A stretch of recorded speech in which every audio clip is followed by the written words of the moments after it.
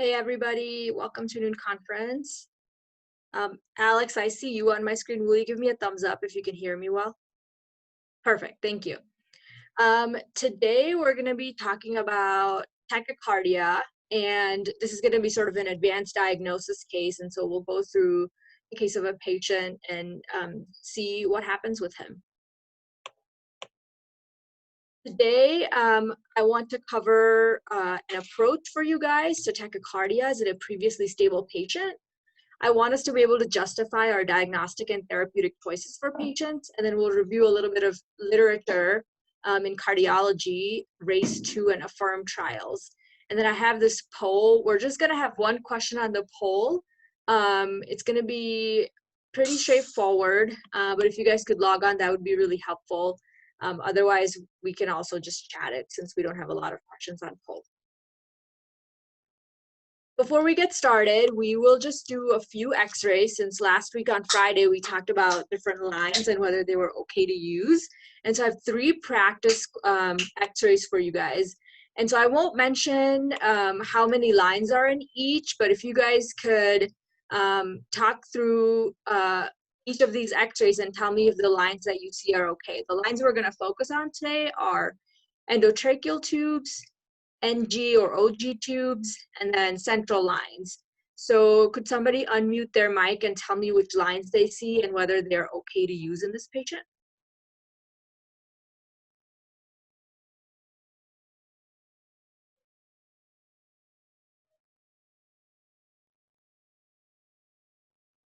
Or chat it, either way.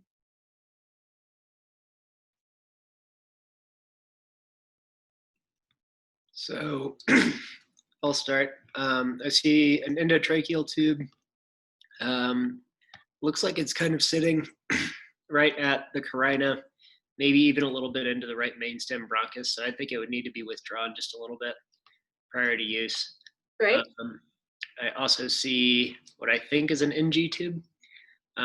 Looks like it's past the diaphragm. I don't really see it coiling in the stomach, but it's past the lungs. So I would say that's probably safe to use. Okay, so here's what I had for you guys. So I agree, Alex, the ET tube is not okay to use. That needs to be retracted about 3 to 5 centimeters. Because if you guys see what he pointed out, it's sitting right at the carina and even sort of bending a little bit to the right there. So that needs to be retracted. And like we talked about, it should be about 5 centimeters above the carina. So I like to think of that as 1 to 1.5 rib spaces. So that's too far in.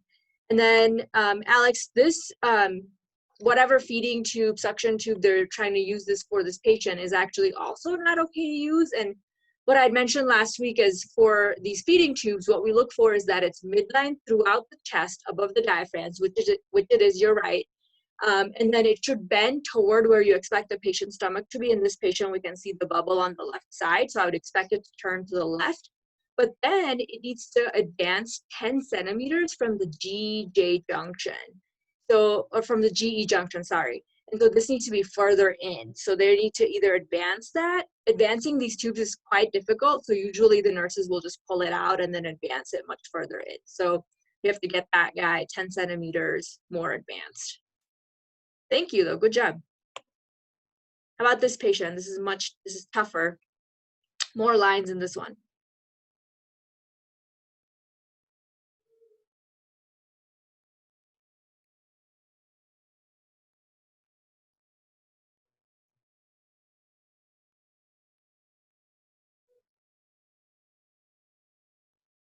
I think at least one of the VA teams has called in, so if you guys want to try to answer this one, that'd be great.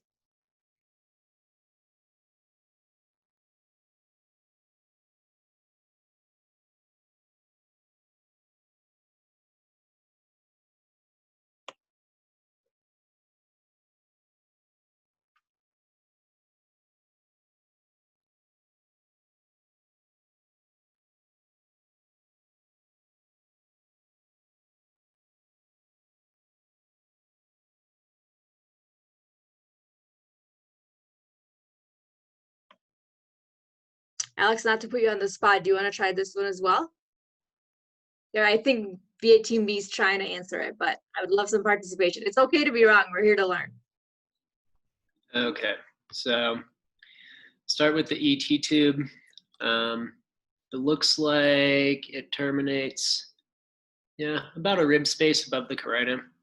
I think it'd be okay to use. Cool. I think what I'm seeing is a central line, but I don't really know. It kind of crosses midline and sits kind of like right in the, maybe in the right atrium. Be So hard this to is tell. what you're talking about. Yep, right Yeah. here. Okay. I don't know. It seems a little low, but I don't think it would be a huge problem to use. And then I'm assuming that this is an NG tube kind of going midline and then coiling to the stomach. So from what you just said, I would assume that's safe to use. Good. Yep. And then I think I see, is that a chest tube or something like that? There's like a fairly large diameter. This thing? Line. Yeah. Yeah, that I think is external to the patient, probably just some other random tubing. There's one more line though on the right side. On the right side? In the neck. Oh, yep. Okay. It looks See like the other central line there? IJ. Yep. And that, so it looks like it's probably sitting right at the right atrium, maybe a little in the SBC as well. I don't see a problem with using that one. Great. Yep. Great work. So yeah, so we have 4 lines that we're evaluating in this film, and they're all placed correctly. The ET tube, you're right, is safely above the carina, 1 1/4 rib spaces, so great. Both lungs are well aerated. This G tube, this NG tube is going all the way down, or probably OG because this patient's intubated, and that's midline throughout, and then takes a turn left and about 10 centimeters from the diaphragmatic junction here. So that's good. And then 2 central lines. And like I mentioned last week, all left-sided central lines must cross midline. And so Alex mentioned that this one does cross midline, so good. And then right-sided lines cannot cross midline, and so this one's going right down. And they both should be, somewhere around the right midsection bronchus, a little bit below it. So these are both should be okay to use. They seem to be in the SVC, if not the cavo-atrial junction. So great. And then V18B, thank you. I see that your ET tube was correct as well. And one last one.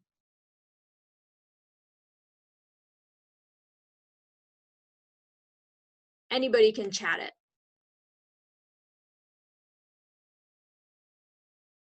Or Alex, if you want to become a master at lines, you can keep going. I'm happy to keep talking through them. Yeah, let's do it. Okay. So I think I see a ET tube. Can't really visualize the carina super well, but I'm assuming it's almost at or below it. So that would need to be pulled back a little bit. There is a left-sided central line that crosses midline. It could be advanced a little further, but I don't necessarily know how much, if it needs to be changed before it can be used. I think it would probably be okay. And then I think that's supposed to be an NG tube. That is not in the right place at all. Which one are you talking about? This thing? Yeah. Okay. I think that's an NG tube. This is a tricky one. This is a tricky one. Okay. Let's see. So did you think this was the ET tube? Yeah, I thought that was the ET tube. And then I thought that we talked about the left-sided central line. This might be, I have no idea what that is. Look at where this thing is coming out of. There's a fat lumen here, and then something comes out of it. What do you think it could be? Oh, no, you're fine. So let's see. I guess it could be like a right-sided IJ, but I don't know. I don't know what's coming. Let's talk through it. Okay, great. Good job. Nice try. So the ET tube is actually up here. And that, if you look, this is the carina, and this is where it ends right there.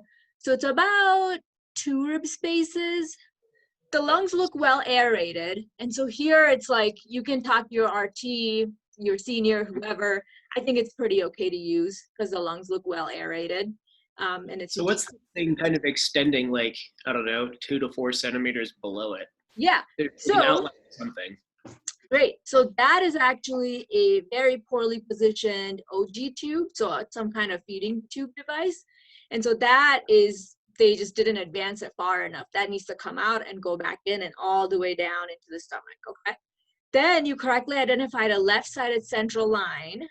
And you said, maybe it's not deep enough, might need to go further. So look how thick that line is, right? Similarly, the one on the right side as well is just as thick, and they both sort of end short of where you think they would. And these are okay to use because they're cordis lines. They're the thickest central line we have, and they're used sometimes to transfuse blood, and they're used to pass other lines through them.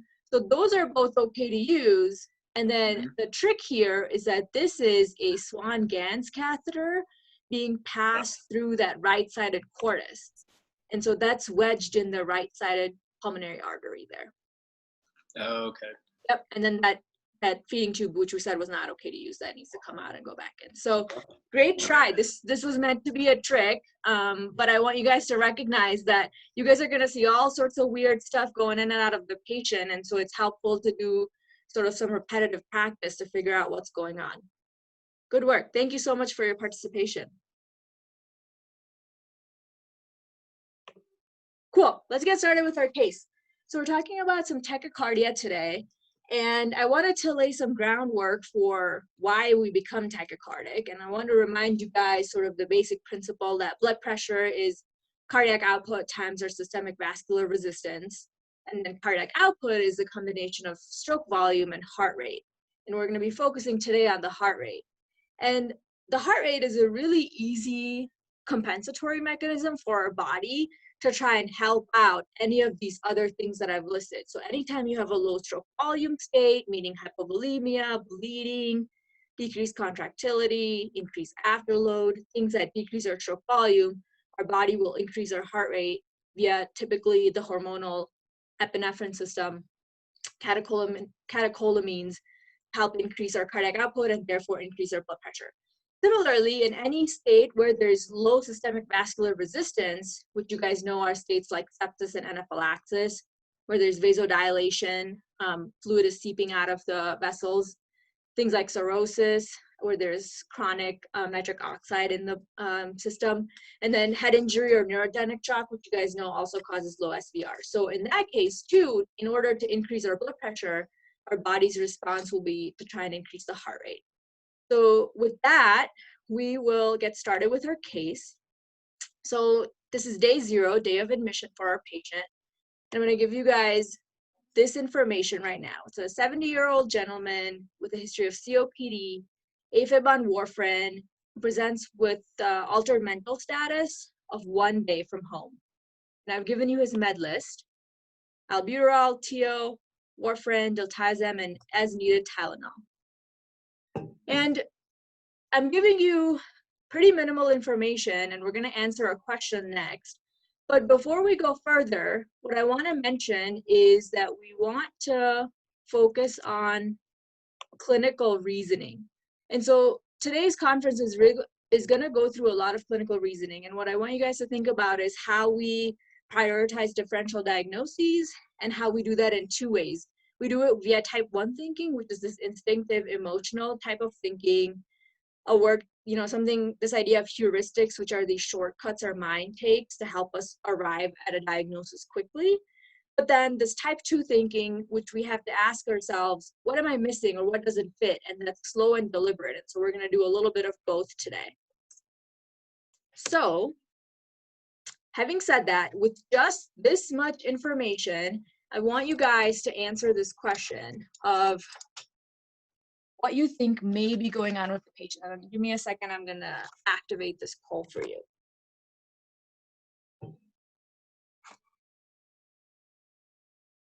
Okay, should be ready for you to answer.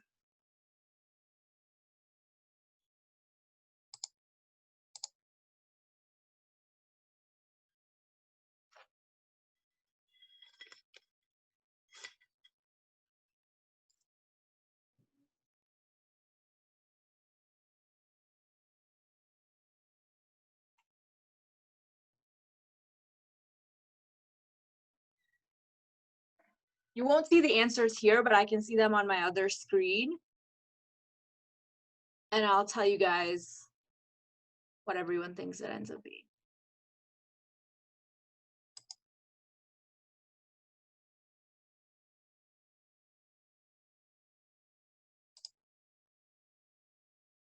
Cool. So right now, people thought it was COPD exacerbation following, COPD exacerbation first, then infection, then medication side effect, and then last was AFib with RVR.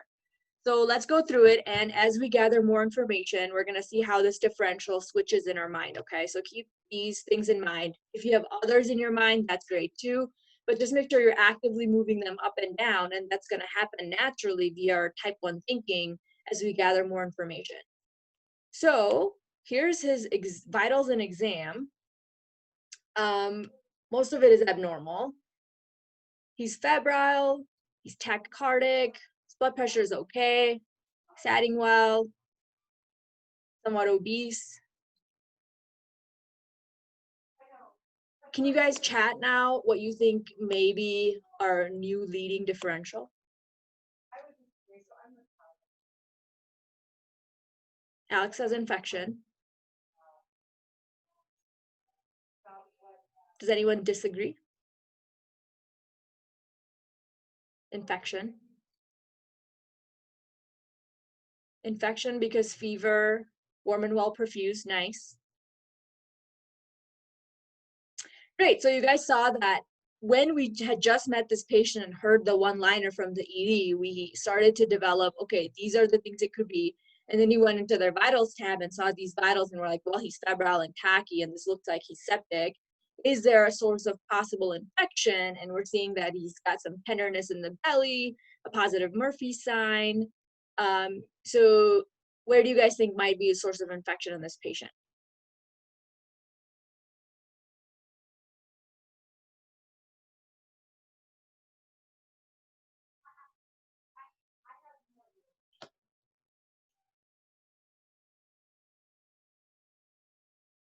Cholangitis, cholecystitis, great. Okay, so let's move on.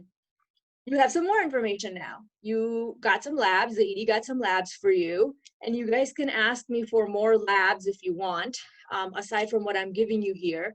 And I've highlighted what's abnormal. So this patient now has a white count, adding to one more source criteria. Their alk phos and T bili are elevated, so giving us more evidence that this might be a biliary process or infection. And then some of the other things like a UA and a chest X-ray were negative, so those ruling out those causes of infection. And then for those who thought this may have been a COPD exacerbation and the patient was retaining CO2, you made sure that you got a VBG, which shows a CO2 of 48, which is fine for somebody that has longstanding COPD. Great. So Alex, do you think you were right about your diagnosis after having this information? I mean, yeah, it's pretty consistent with what I'm seeing. He's got a white count, he's got a fever, he's tacky. I don't have a reason to doubt that. Everything seems to be kind of falling in line with a cholangitic picture. Great, so what imaging study would you get for him? Can we get a right upper quadrant ultrasound? Yes, you can. Here it is. Great. And you don't have to interpret that. Ultrasounds are hard to interpret, but this shows a dilated, some kind of bile duct with a stone in it, okay? Awesome, so we've arrived at a diagnosis. This was not meant to be the hard part. This patient, we figured that out, slam dunk. We think it's choledocholithiasis, which means stone in the bile ducts, with likely ascending cholangitis, which is this conglomerate of fever, right upper quadrant pain, altered mental status, these different things, and this patient seems pretty sick. And so you guys were astute clinicians and made sure to give him IV fluids and antibiotics. You consulted GI therapeutics, and you made him NPO, and we'll go on. What is our treatment of choice for a patient like this? Or why are we calling GI therapeutics?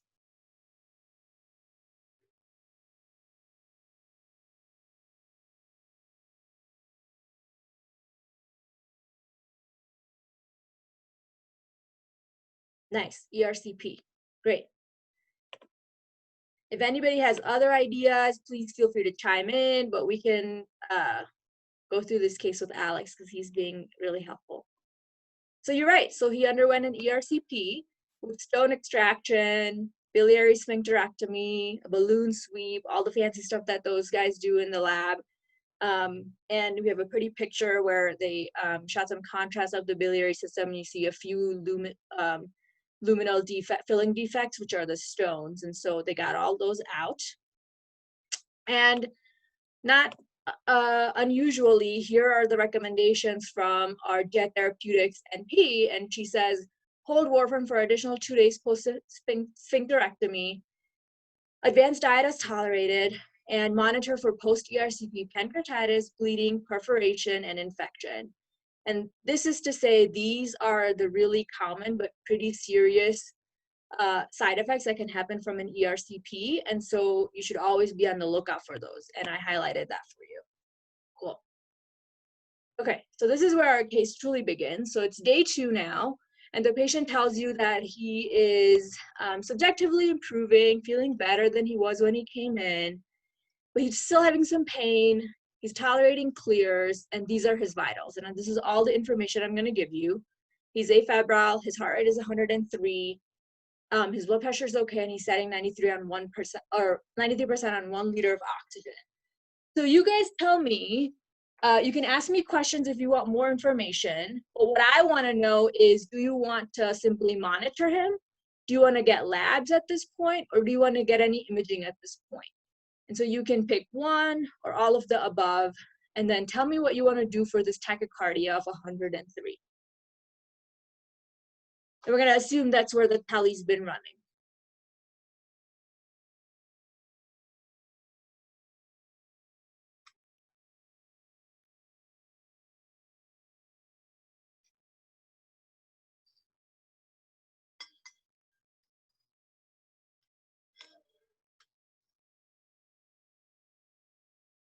Yep, chest x-ray negative.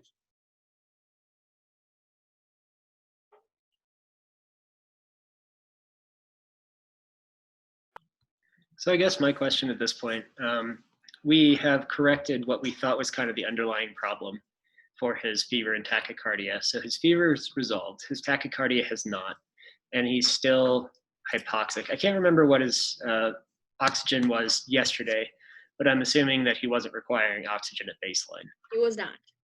Yeah, so this sounds like a new process in addition to whatever else he had going on. I'd probably re-image him, just get another chest x-ray and see if there's anything on that. Okay. I don't think I have one here, but you re-imaged him and it was negative. Okay. And then has the tele been showing anything abnormal, or is it regular sinus? He has a history of AFib, and tele shows AFib at these rates, low 100s. Gotcha. Okay. Cool. Okay. VA Wards Team B says labs. They want some labs. A CBC, lipase, and CMP, and then UCH resident says, if the patient is stable, it's not unreasonable to try controlling his pain. Great, awesome, UCH. I agree with that. So Alex, both the tachycardia and perhaps the oxygen requirement may be explained by him splinting a little bit because he's having pain. He's telling us that he's in moderate pain. So great, some good old pulmonary toilet, awesome. And VA Team B, I'll give you some labs because that was an option. And here they are. Lipase was normal. So white count, maybe a little better, same-ish, not much of a hemoglobin drop, and appropriate improvement in the LFTs. Cool. So do you think these labs helped you?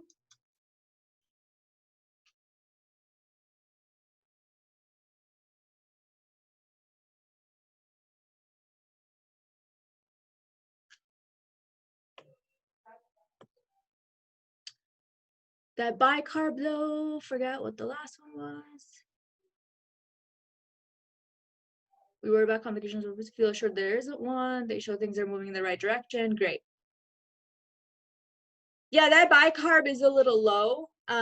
There's no gap though, and so it may just be that he was a little dehydrated. not drinking a lot of water, had pain, etc. So great. So we're going back. And here, what I would propose is saying, like a lot of what you guys have said already, is that it would be okay to monitor this patient. And here are a few reasons why. He's subjectively improving. We can probably explain the tachycardia and the oxygen requirement by saying that he's in pain. We're going to try some pulmonary toilet and see what happens. And so why is it okay for us in a patient with AFib to tolerate a low level of tachycardia? So let's talk a little bit about that. So I want you guys to be aware of two trials that are pretty big trials when it comes to atrial fibrillation. The first trial is the AFFIRM trial. This was in 2002. They investigated whether in patients with non-valvular AFib, there was any benefit to doing rhythm control versus rate control. And should we try to convert everybody out of AFib and into normal sinus rhythm? And what they found was that there was no survival benefit between rate or rhythm control. And rhythm control actually trended toward higher mortality. And so, as you guys know by now, we typically just try to control the heart rates of these patients with AFib using beta blocker, calcium channel blockers, those types of medications. And so we're going to opt for rate control. And then the second trial I want you to be aware of is RACE2, which then looked at, okay, we're going to do rate control. Then should I rate control really strictly, meaning less than 80 beats per minute? Or should I rate control in a lenient manner, meaning less than 110 beats per minute? These are with exercise, and so we're going to assume our patient didn't go higher than 110 with ambulation. But what they found in here as well is that lenient control is equal to strict control, but with fewer side effects, as one can imagine. To try to get under 80, you have to do a lot of beta blockers, a lot of calcium channel blockers, and these patients get fatigue, increased falls, increased dizziness, things like that. So, okay, so now for this patient, we have some more evidence that tells us in this patient with AFib, I'm okay with him being an AFib, and I'm okay with this rate of 103 as long as it's less than 110 from our RACE2 trial. So this day, we're going to monitor. And if you got labs, that's fine. They didn't really hurt you. So now we're on day 3. Continue to monitor. Thank you, UCH. I agree. So now we're on day 3. And today he tells you he's feeling so-so. His pain is better. He's tolerating full liquids. But these are his vitals today. So you guys just take a look at it for a second. And same options, but I added one for you. So today, do we want to just monitor? Do we want some labs? Do we want any imaging? Or do we just want to simply make medication changes? D-dimer. Can you guys tell me why?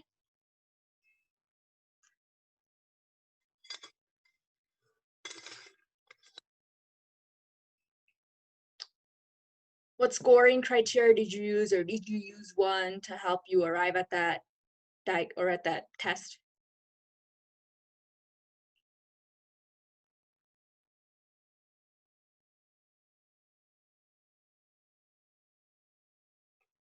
Yeah, great. So they're using something called the Well scoring system. And if you input this patient's information in there, he's going to be low to moderate risk. And the first step you're going to do is get a D-dimer. Okay. And if I rule out with lab, perfect, great, awesome. What else do you guys want? Just a D-dimer?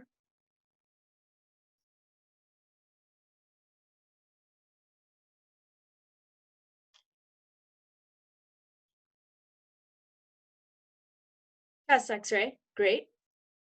I'll show you that. What do you make of it?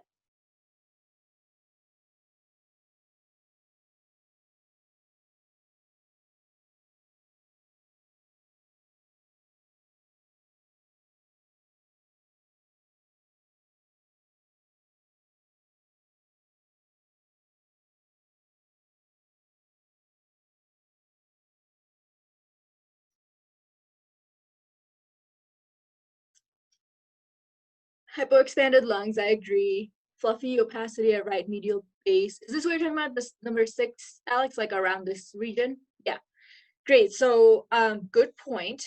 I will say these fluffy opacities are harder to call on when there's so much hypoexpansion, right? Because all the vasculature whatever atelectasis you might have is going to get crunched and things are going to look like they're more opacified. So it may be there, would be helpful to see what radiology thinks, but additionally would be helpful to put this in the context of the patient. So maybe something going on in the lungs, but definitely hypoexpanded. Okay. And then so far, so what I'm hearing are maybe like we're looking for a new pneumonia, perhaps. We want to look for a PE because I saw a D-dimer. What other things, what other post-ERCP complications can also show up with these vitals? And what other labs must we check today?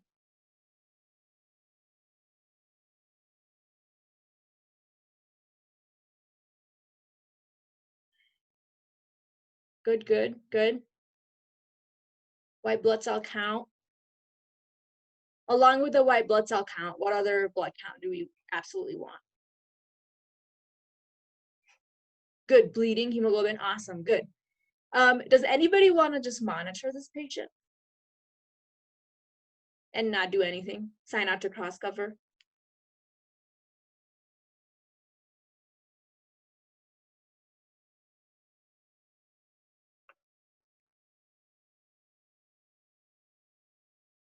Doesn't sound like it, and correctly so. So I would argue that with this patient and these vital signs now on day 3 post-procedurally, it would be inappropriate to monitor. And if anybody had wanted to monitor, this is what would have happened.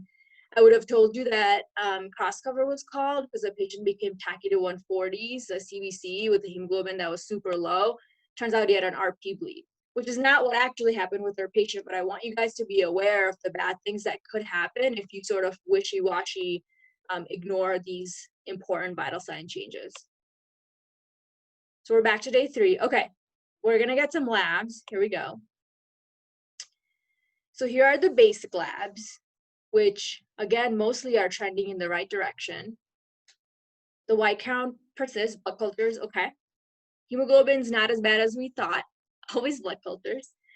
And then you guys have already asked me for the things that I was going to reveal, which are lipase, which is normal again, so no signs of pancreatitis.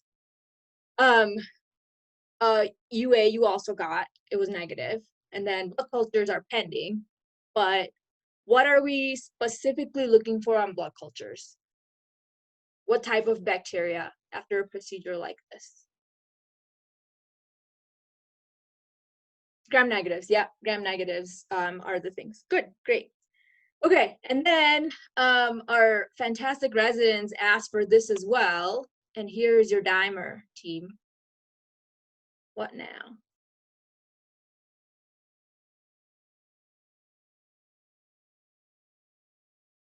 CTPE.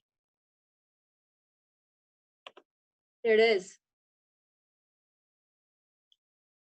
And there's a very nice arrow sign, but it shows that this patient has a PE in the lobar and segmental, subsegmental regions of the right side. Great, good work. So you guys got the right diagnosis on day 3, but had we not done a D-dimer today, or had we excluded PE from our differential today, here's what would have happened on day 4. So on day 4, he would have told you that he's having more pain in the right upper quadrant, but more so when he breathes. He's feeling like his heart's beating kind of fast now. He's still like low-grade fevering. His tachycardia is continuing to get worse. But today his blood pressure is a little bit lower and his oxygen requirement is now through the roof at 5 liters. And this would have been the day that you could have just gone straight to a CTPE or just got on a dimer and then done a CTPE. But now you see that PE would be higher on the differential.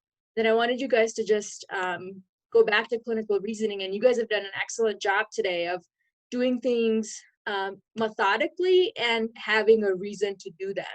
And so make sure you start this is going to happen naturally, but that we're going to all start creating these illness scripts, and we're going to ask ourselves, when I look at tachycardia, am I taking into account contextual factors? What illnesses can I exclude? And so you guys did a great job of that on day 2.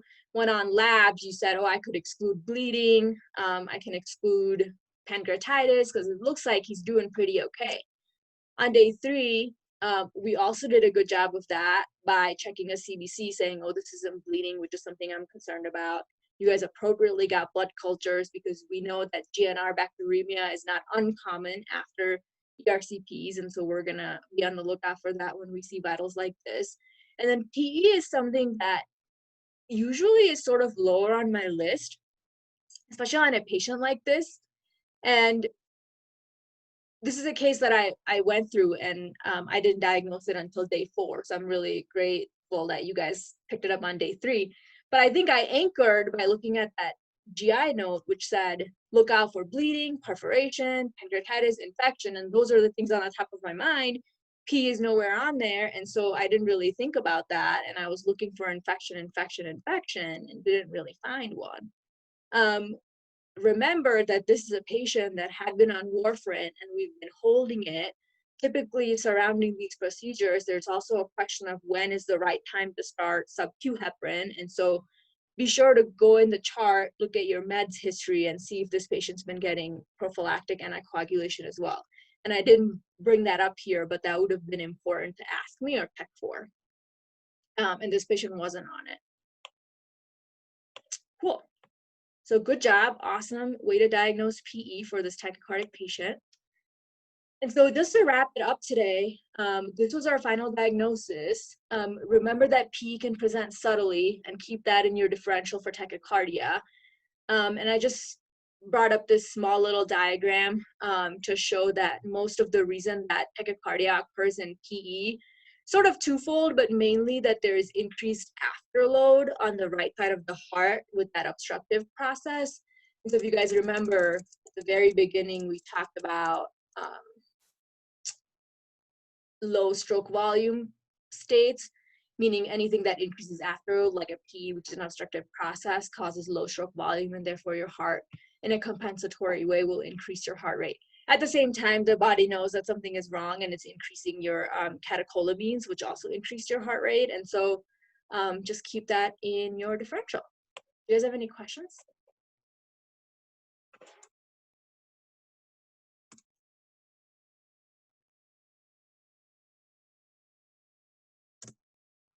Comments?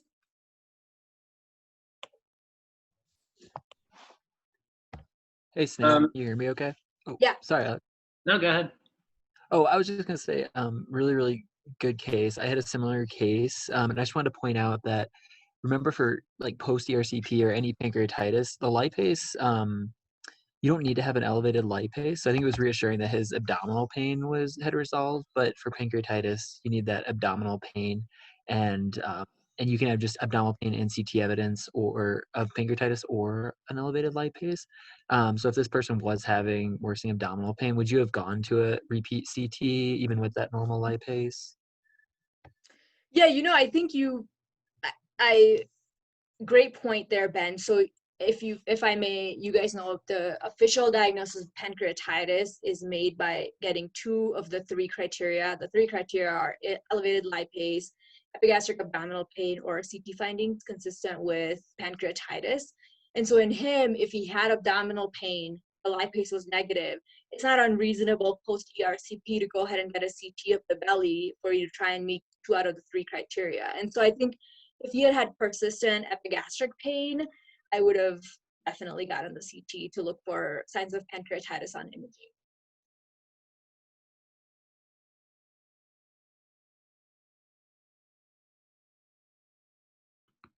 Only other question for me. I know that this varies hospital by hospital, but do you guys have a CT, or sorry, a PE algorithm that you follow? Like Wells score above X, you go straight to CTPE versus just working on anticoagulating or getting D-dimers? I don't think once a patient's already on the floor, it's sort of up to your clinical judgment, really. And so I tend to put into the Wells score and then follow the new Wells guidelines.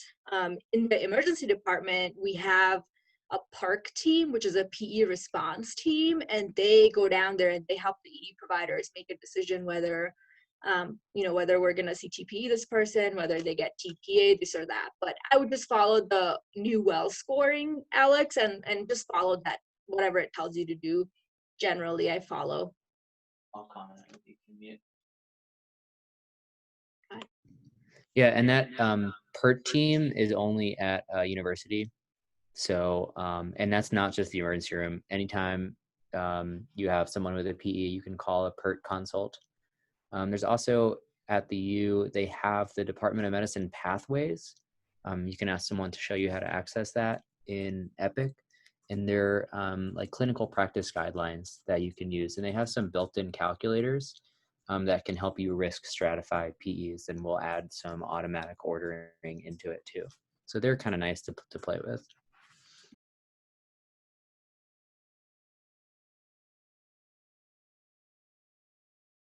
Elsa asked me what RP meant, and it means retroperitoneal bleed.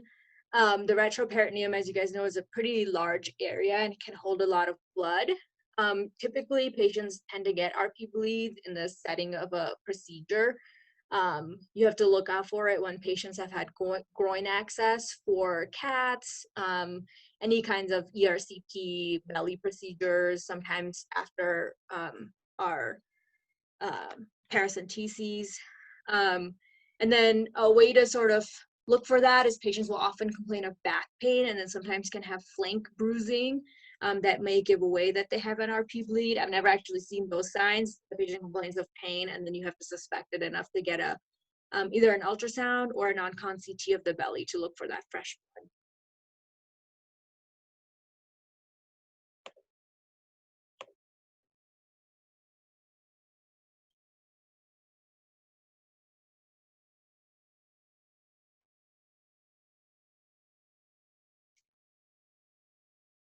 Great. Well, if we have no other questions, I'll let you guys. Oh, Ben's saying something.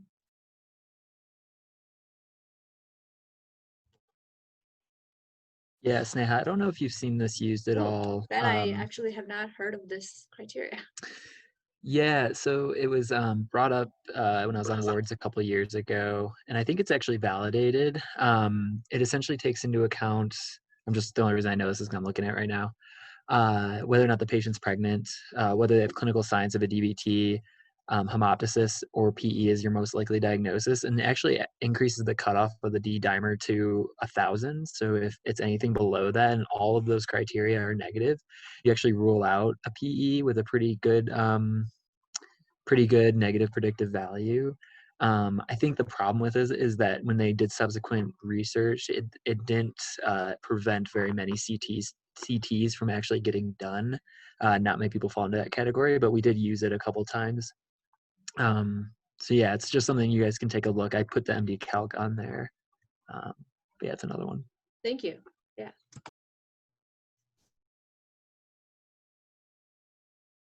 There's a lot of patients who have elevated D dimer due to infection, malignancy, yeah, making it less helpful. Yeah, Graham, I agree. I think that's definitely true. I think in this patient, when you think about, we had stopped his heparin, he's not really on any anticoagulation prophylaxis right now. And then our labs and cultures pointing us away from those things being super active. And a D dimer of 6,000 is helpful. But you're absolutely right. Great. And I just want to thank Alex for participating today. It was really good work. I think this will help solidify a lot of concepts in your brain. Yeah.